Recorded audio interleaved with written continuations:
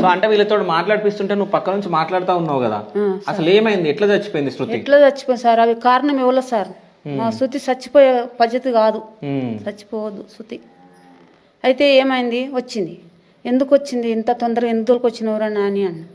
నీవు చెప్తే తీయ పెద్దమ్మ అన్నాడు.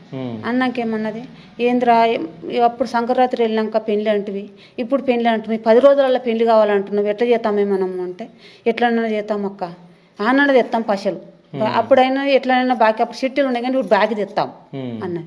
అనగానే వీళ్ళ నాళ్ళ నాటికి ఎత్తుకున్నాం, ఈడో 2000, ఆడో 1,00,000, ఈడో 1,00,000 తెచ్చినాం, పెళ్లి చేసినాం.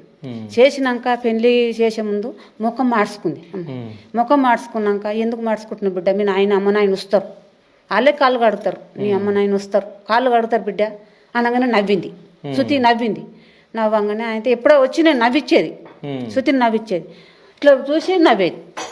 అనగానే ఆయన మళ్ళా ఇక లగ్గం పెట్టుకున్నాం. లగ్గం పెట్టుకున్నాక పత్రికలు కొట్టిస్తాను పోయినాక వాళ్ళ అమ్మ నాయన పేరు, వాళ్ళ ఇంటిని రాజుల పేరు పెట్టినాం.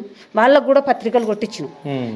పత్రికలు కొట్టించే ముంగట, రమేష నీ పత్రికలు కొట్టిస్తున్నాం, నీ పేరే పెడుతున్నాం, నువ్వు రావాలా రమేష, నీకు పైసలు ఇస్తాం, నీకు ఏం లేకుండా కూడా నీ ఫోన్లో కొట్టమన్నా కొడతాం కానీ నువ్వు రావాలి లగ్గానికి. ఎంత నాన్నకు చెప్పారు, శృతి వాళ్ళ నాన్నకు చెప్తున్నాం. చేస్తుంటే ఎట్లా రావాలి, మేము